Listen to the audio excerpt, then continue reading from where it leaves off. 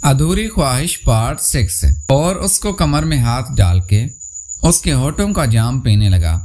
वो काफ़ी मना करती रही, लेकिन मैंने उसकी एक ना सुनी और तब तक मेरा गाजर भी जाग गया था। फिर मैंने अपना गाजर उसके हाथ में दिया, वो नहीं ले रही थी। फिर मैंने ज़बरदस्ती दे दिया। फिर 10 मिनट ये करने के बाद मैंने उसको कहा कि नीचे का सामान हटाओ ताकि मैं तुम्हें ये देख सकूं। वो कहने लगी, नहीं शाज़ेन, मैंने तुम्हें पहले ही कहा था, एक हद से आगे नहीं। तब तक मेरा दिमाग ख़राब हो चुका था। मैंने फिर ज़बरदस्ती करने की कोशिश की तो उसने कहा, भले मुझे शोर ही क्यों ना करना पड़ जाए, लेकिन मैं तुम्हें ये नहीं करने दूंगी। मैंने कहा, अच्छा मुझे सुकून तो दिलवा लो, लॉलीपॉप तो कर लो, काफ़ी है। वो उस पर भी राज़ी नहीं हो रही थी। और फिर नदीम की आवाज़ आई जो आवाज़ लगा रहा था, शाज़ेन भाई आप लोग कहाँ चले गए हैं। फिर रिमशा डर गई और जल्दी से अपना सब कुछ समेटा और वहाँ से भाग गई। अब मेरा गाजर बिल्कुल तैयार था। मैं अभी तो उस हालत में नदीम के सामने नहीं जा सकता था क्योंकि उसको शक पड़ जाना था। फिर मैंने 5-10 मिनट वही इंतज़ार किया और मेरे साहब के सोने का इंतज़ार करने लगा। जब तक वो पहले जैसी हालत में नहीं चला गया तब तक वहाँ से मैं नहीं निकला। फिर मैं थोड़ा सा रास्ता बदल के ऐसा सामने देखा तो नदीम पानी की बोतल लेके खड़ा हुआ था। मुझे कहने लगा, शाज़ेन भाई कब से आप लोगों को ढूंढ रहा हूँ, कहाँ चले गए थे और रिमशा कहाँ है। मैंने तो सोचा था कि रिमशा पहले ही नदीम को मिल चुकी होगी, लेकिन वो उसको भी नहीं मिली। अब रिमशा कहाँ चली गई थी।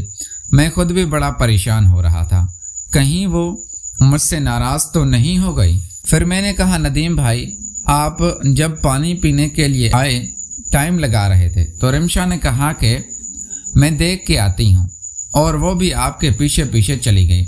मैं तो यहीं था। और फिर मैंने नदीम से पानी की बोतल ली और फिर पानी पीने लगा कि नदीम को शक ना पड़े। फिर मैंने कहा, नदीम बहुत प्यास लग रही थी। और फिर हम दोनों चलते चलते वापस आए। हम बोरिंग के पास दोबारा आ पहुँचे थे। वहाँ भी रिमशा नहीं थी। वहाँ मेरी अम्मी नज़र आई। मुझे कहने लगी, शाज़ेन तुम कहाँ चले गए थे। मैंने कहा, मैं नदीम के साथ था, बाग घूम रहा था। फिर मैंने पूछा, अम्मी रिमशा तुम लोगों के साथ है। फिर मेरी अम्मी कहने लगी, हाँ वो अपनी अम्मी की तरफ गई है। फिर मैंने देखा तो रिमशा और उसकी अम्मी और मेरी नानो भी आई हुई दिखाई दी है। रिमशा ने मुझसे आंखें भी नहीं मिलाई। मुझे ऐसा लग रहा था जैसे रिमशा मुझसे नाराज़ हो गई थी, लेकिन मुझे रिमशा की नाराज़गी से कोई फ़र्क नहीं पड़ता। मैं कौन सा उससे सच्चा प्यार करता था। मैंने तो बस उसका काम उतारना चाहा था। मैं जितने दिन पंजाब आया हूँ उतने दिन उसके साथ वो वाला काम करना चाहता था। कराची जाके मैं वैसे भी इसको भूलने वाला था। मैं तो सिर्फ अपनी अम्मी से मोहब्बत करता था। मैं उससे ताल्लुक़ बनाना चाहता था क्योंकि वो यहाँ भी और कराची में भी मेरे काम आ सकती थी। और आज मैंने ठान लिया था कि अपनी अम्मी के साथ वो वाला काम करके रहूँगा। फिर मैंने अम्मी से आहिस्ता से कहा, मैंने कहा, अम्मी आज रात आप तैयार रहना। फिर वो मुझे कहने लगी, चुप हो जाओ शाज़ेन, सब लोग खड़े हुए हैं, क्या सोचेंगे।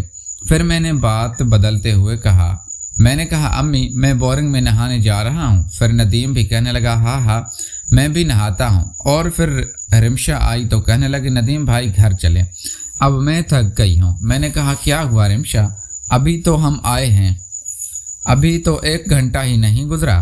फिर हम और नदीम बोरिंग में कूद गए और हम नहाने लगे। वो पानी बहुत ही साफ़ सुथरा था जिससे मुझे बहुत अच्छा लग रहा था। तकरीबन आधा घंटा हम दोनों उसी में नहाते रहे और रिमशा मुझे नज़रें चुरा कर देख रही थी, लेकिन मैंने उसकी तरफ नहीं देखा। मैं अब उसको इग्नोर कर रहा था क्योंकि जब वो मुझसे इग्नोर की वजह पूछेगी तो मैं उसको कहूँगा कि उसने मेरा काम नहीं किया, इसीलिए मैं उससे नाराज़ हूँ।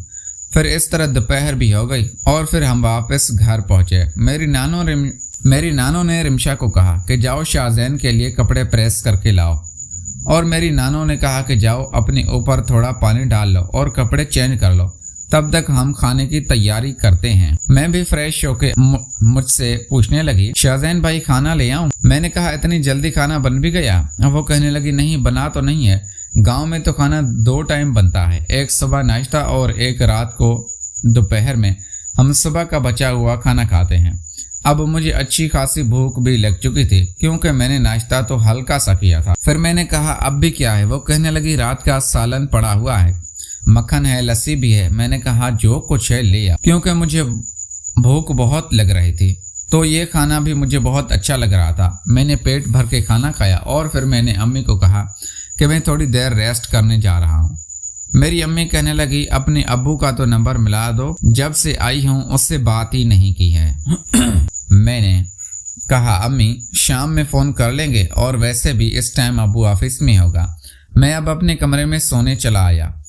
मैंने आके कमरे का दरवाज़ा बंद किया और फिर बाथरूम में जाके महरिमशा के साथ वो वाला मंजर याद करके खुद को सुकून दिलाया और फिर मैं जाके सो गया। मेरी आँख लग चुकी थी। शाम 6 बजे नदीम मुझे उठाने आया, कहने लगा शाहज़ैन भाई उठ जाओ और बाज़ार चलते हैं। मैं उठा, मैंने मुंह धोया और बालों में कंघा करके नदीम के साथ बाज़ार चला गया। बाज़ार आया तो हम एक होटल पे बैठे। उसने मुझे चाय पिलाई और मुझसे पूछने लगा सुना कराची में कोई लड़की दोस्त बनाई है अभी तक, या सिंगल ही घूम रहा है मेरी तरह? मैंने फिर उससे कहा यार कराची में लड़कियां बहुत हैं, लेकिन मुझे उन सब कामों में दिलचस्पी नहीं है।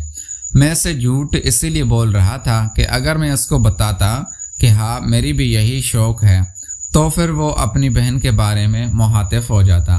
वो जब भी मुझसे बात करती तो ये हम पे नज़रें रखता, इसलिए मैं उसके सामने शरीफ बनने की एक्टिंग कर रहा था। लेकिन वो भी मुझे छेड़ रहा था। कहने लगा ऐसे कैसे हो सकता है, इतना बड़ा शहर है, वहाँ पे तो लड़कियाँ बहुत होती हैं और बहुत खूबसूरत भी होती हैं।